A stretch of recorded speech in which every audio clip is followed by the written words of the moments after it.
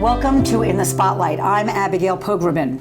Maurice Samuels specializes in the literature and culture of 19th century France and in Jewish studies at Yale University.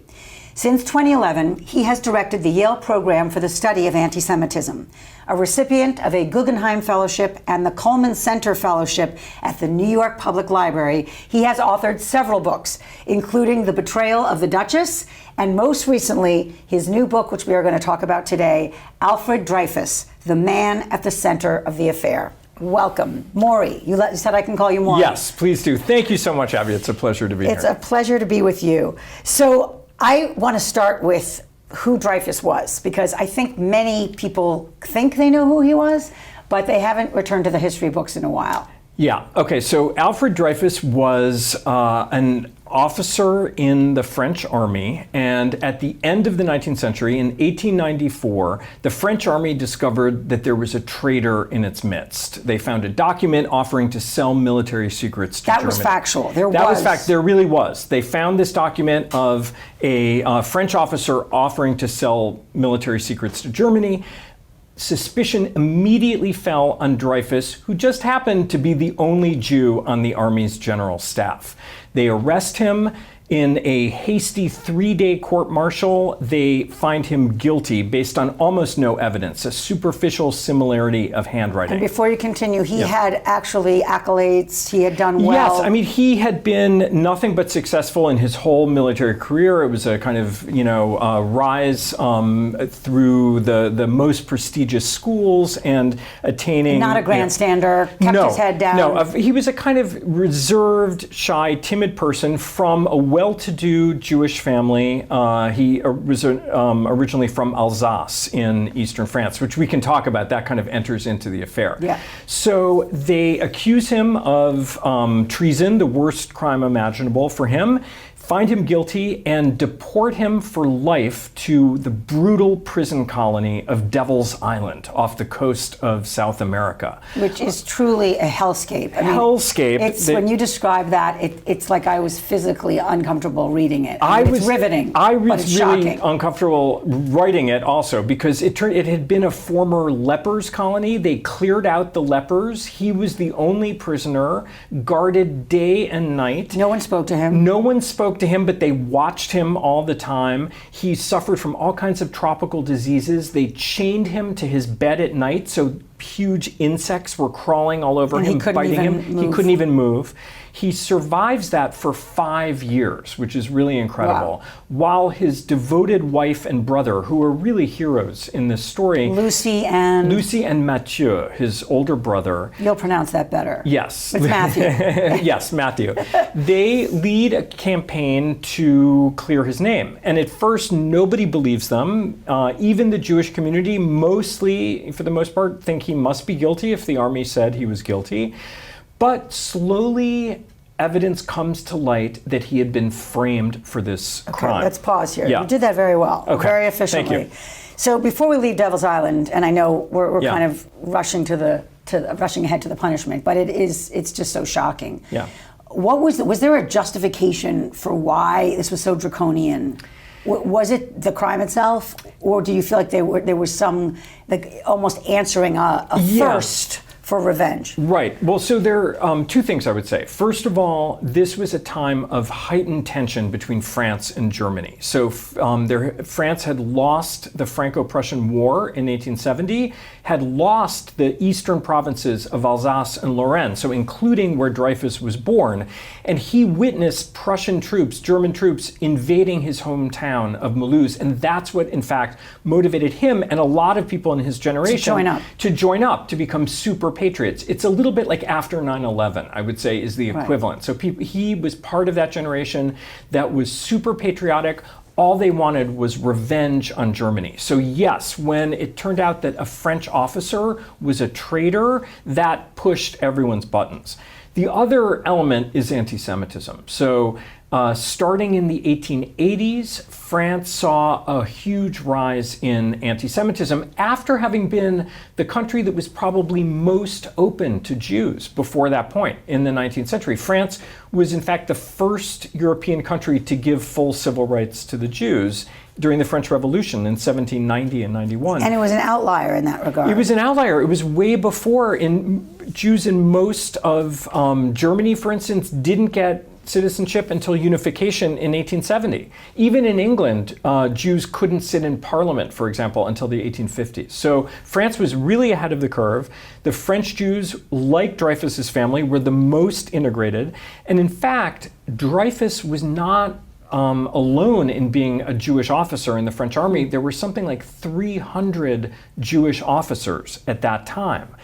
So what happened was with this rise of anti-Semitism in the 1880s, the army was one of the big targets. And so the kind of chief anti-Semite, this guy Edouard Drumont, who was a kind of crusading, muckraking journalist, he starts attacking the presence of Jews all through French society, but especially in the army in the early 1890s. And that's probably why the army suspected Dreyfus as soon as they saw there was a traitor. And Drumont is such an unbelievable character because he's so successful in fomenting this bile. Yeah. And the numbers just were stunning in terms of the newspaper circulation that was literally just consumed with, I mean, the entire subject matter was anti-Semitic. Yes. It was Jewish hatred. It was a daily newspaper denouncing the presence of Jews in national life called La Libre Parole, so meaning free speech. And it wasn't even the only anti-Semitic newspaper. There was competition to see who could denounce Jews more,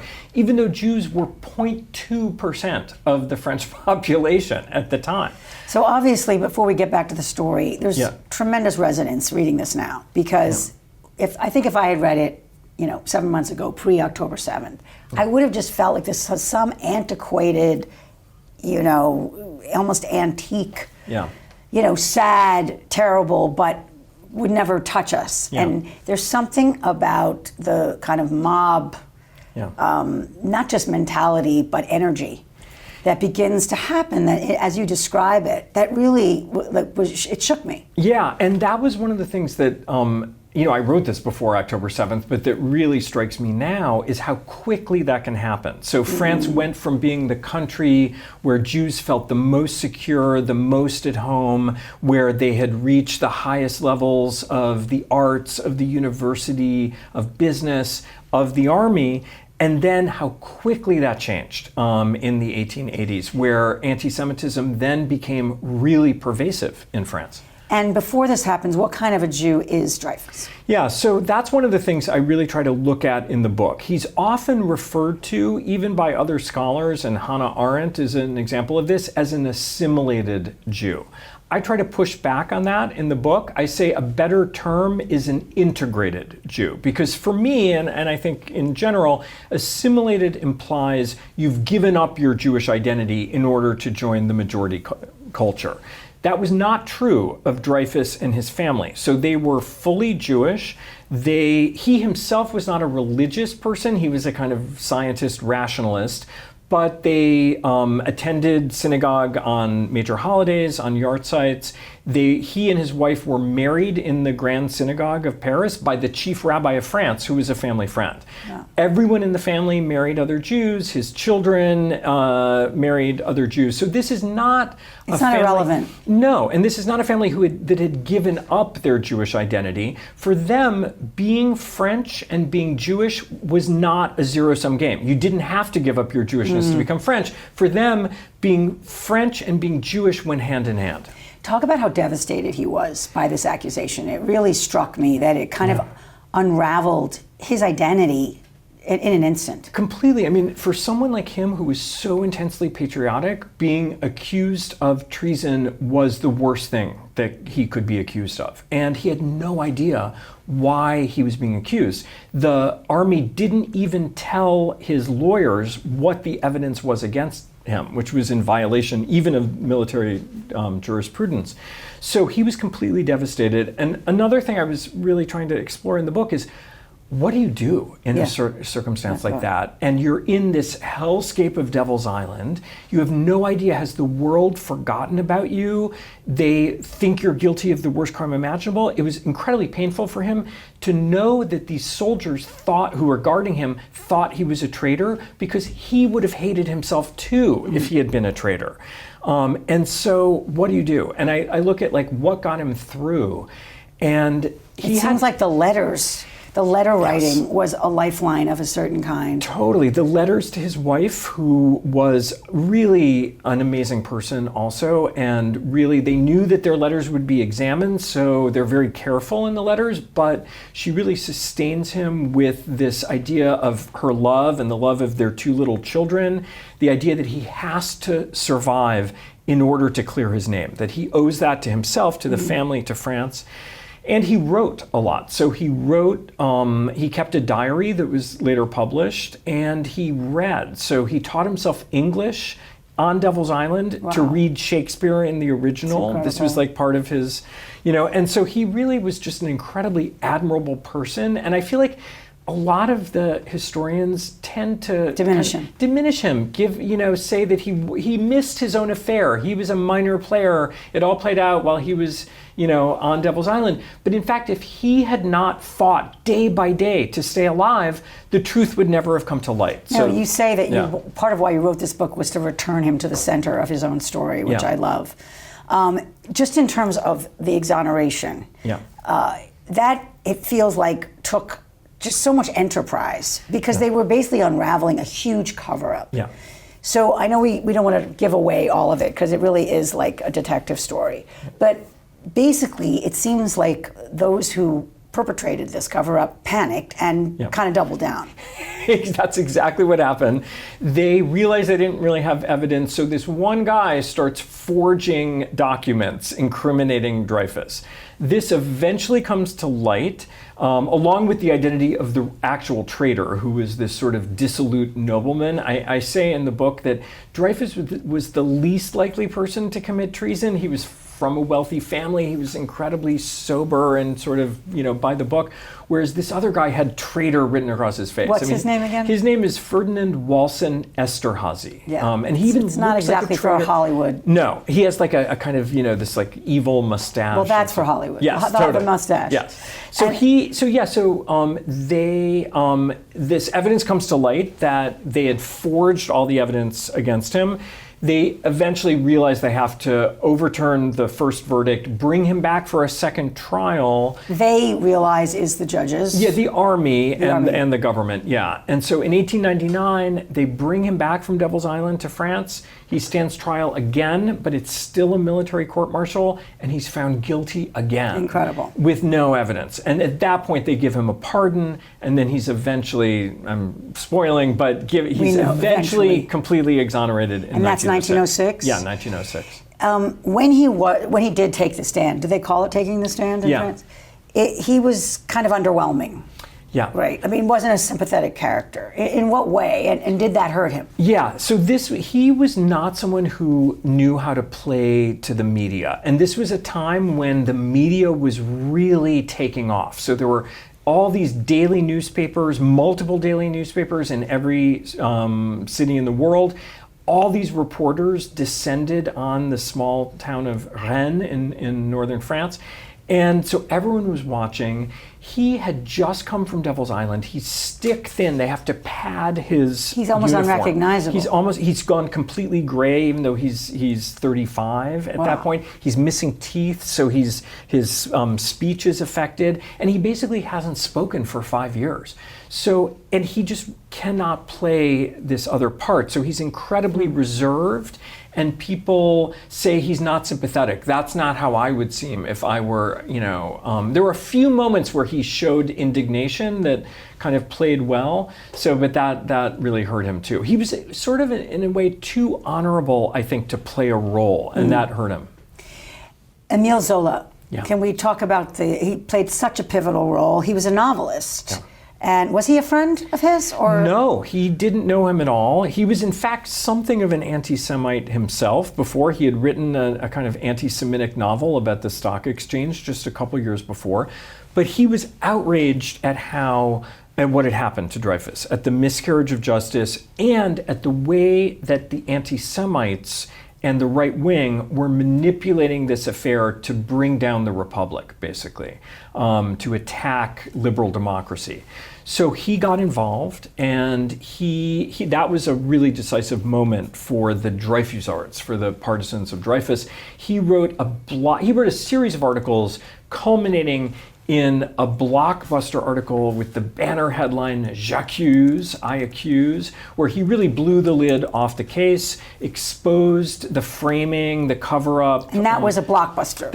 It sold 300,000 copies within a few days. Everyone read it, discussed it, and that is credited with really changing the momentum on behalf of Dreyfus. But it also sets off anti-Semitic riots throughout France and colonial Algeria. And why? Why do you think?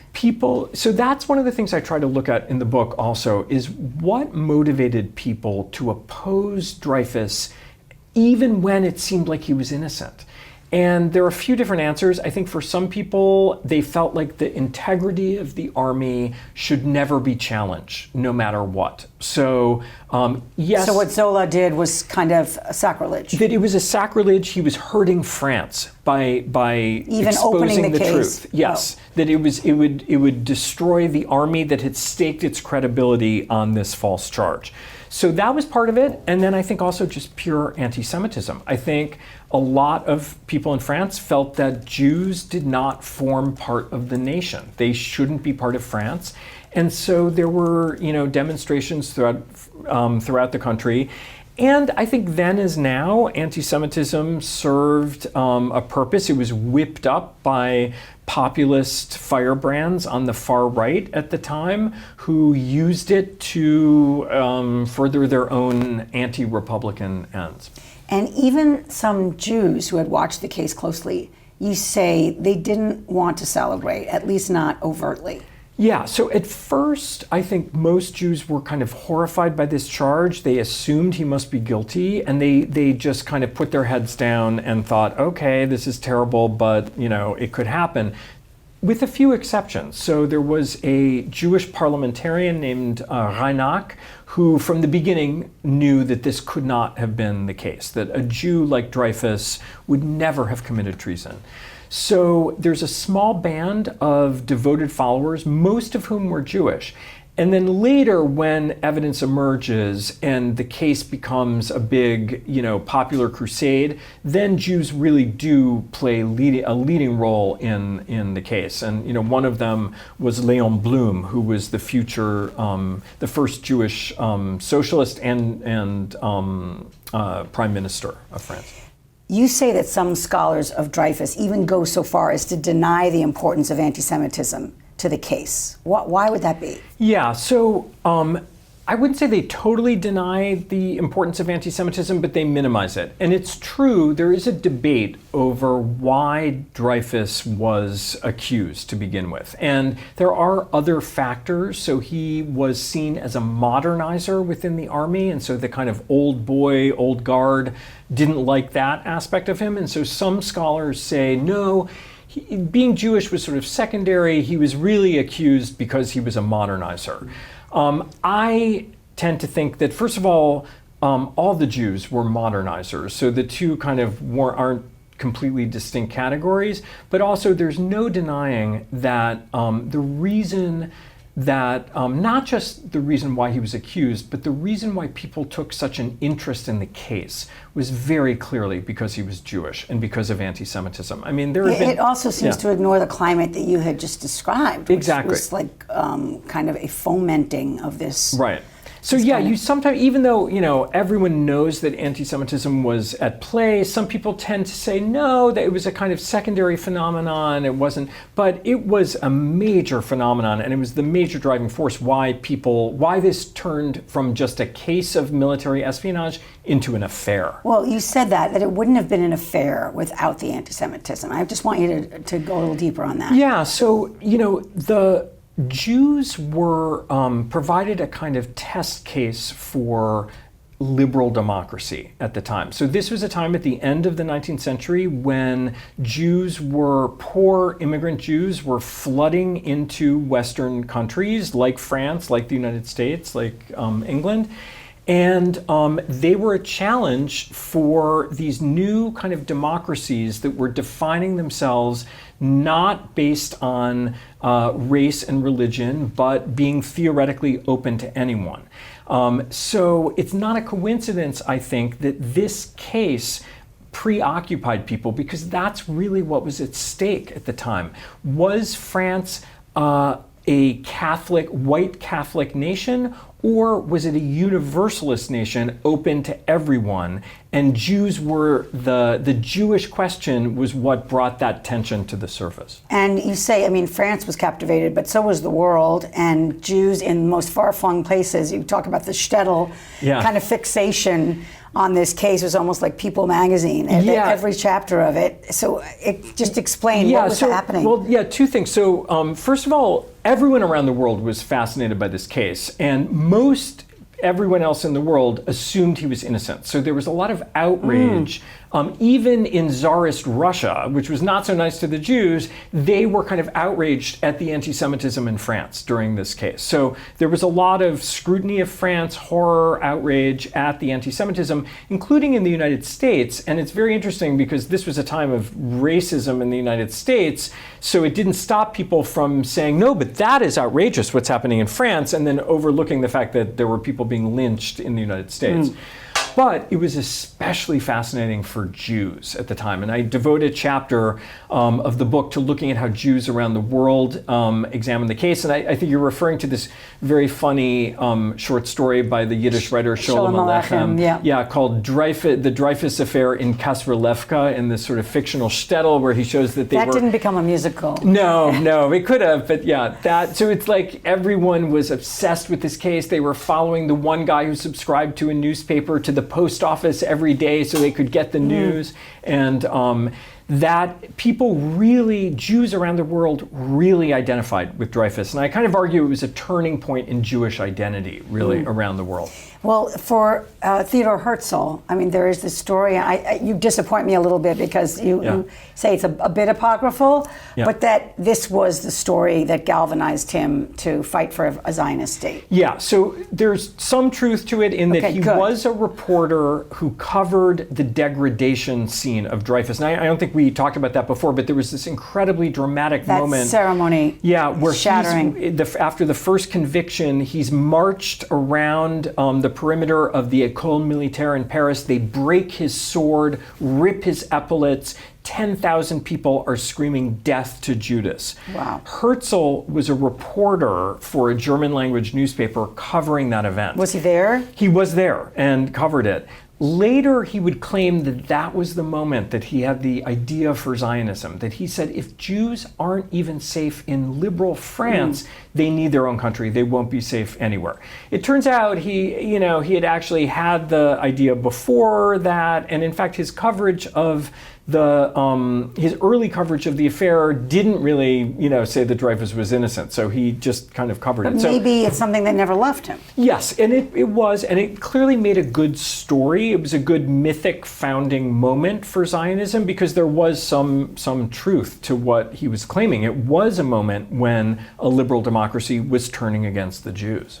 So the fact that he's exonerated, what is the back end of his life like? Does Dreyfus feel like justice was done? Does he feel like people believe he's an innocent man? And does he use it in some way to help others? Yeah, yes and no. So he is clearly happy to be exonerated, but they don't give him the rank in the army that he should have had based on his years of service. So he, in a very dignified way, resigns from the army. He becomes a kind of private citizen, devoting himself to his family. The family has a lot of money. He doesn't need to work. But when World War I happens, he re-enlists in the army, and he fights, even though he's a late middle-aged man at that point, fights in World War I. His son Pierre is really a hero, fights in all the major battles of World War I. Wow. He then dies in 1935, quietly at home. And one of the really tragic things is I look at what happened to his family during the Holocaust. It's so tragic. Please can give us a snapshot. Yeah, so the family was affected. His wife Lucia is still alive. She goes into hiding in a convent in France. His son and the son's family flee to New York. The daughter's family also goes into hiding. His favorite granddaughter, Dreyfus's favorite granddaughter, Madeleine, is a resistance fighter. She's captured. They find out she's Jewish, and she dies in Auschwitz. Yeah. Unbelievable. So I just want to end. This is just such a wonderful book. Everyone should get it, and it's a short read, which for such a big story. You say, rarely has so private a person been forced to live so public a life. And it really struck me that he was pulled into this, vortex and couldn't escape it, and obviously physically suffered because of it, as did his family. But a sense of kind of, what's the takeaway? I mean, are these when you're a historian, and in a way, maybe these are our heroes, are people who just don't necessarily fit the bill. Yeah, I think that's true. And what it takes to play a heroic role, even though you don't set out to do it, and that any kind of average person with the right moral fiber can play that kind of heroic role. And I think Dreyfus is a perfect example of that. He was a very average in many ways man, but who really became a great person and this hero of his own affair. And maybe it's simplistic, but it's just inevitable that any reader today with the October 7th lens on this story reads it differently. Yeah. So how would you help us kind of connect the dots here? Yeah, I mean, I think that it really shows the way that anti-Semitism can, as I said before, show up even when you think that it's latent and dormant, and that it can transform society very quickly. And I think that Dreyfus's example shows how it can also be resisted. That he's really the model for resistance to anti-Semitism, to all kinds of state-sanctioned violence. Maurice Samuels, thank you so much for this book and for your time. The book is Alfred Dreyfus, The Man at the Center of the Affair, and I recommend it so highly. I'm Abigail Pogrebin for In the Spotlight. I will see you next time.